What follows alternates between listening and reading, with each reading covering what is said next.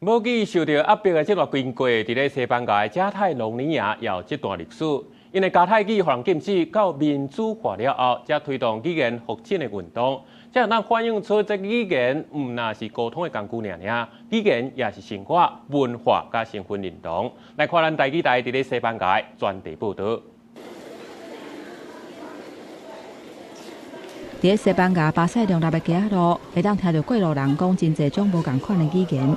不过伫1939年至1975年之间，这是袂使公开讲加泰语的。伫胡隆哥政权独裁统治的时期，全国敢若会使讲西班牙语，语言互严格限制，加做政治权力控制社会工具。La llengua es molt important, sobretot per a una cultura doncs, minoritària o minoritzada.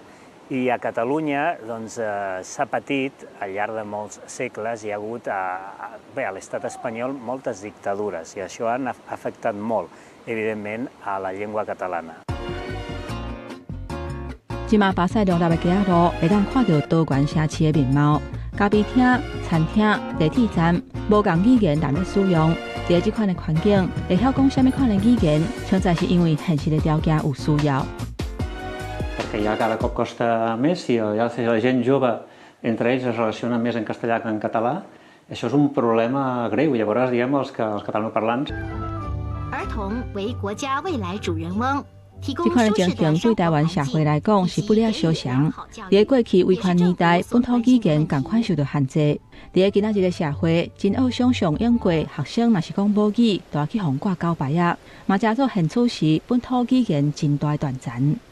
有一天老师宣布讲，袂使讲台语，不管是上课还是下课，拢袂使讲。只若讲爱罚钱。 爱挂交牌啊！限制你袂使讲家己的母语，你变做一代一代中间的语言的迄个传承都无去啊！啊，这个语言后壁是文化嘛。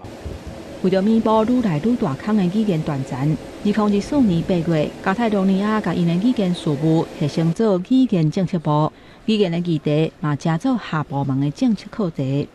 Català té 10 milions de parlants, això és més que bona part de les llengües oficials de les institucions europees i com a ciutadans europeus estem treballant perquè la nostra llengua sigui una més d'aquestes 24 llengües oficials.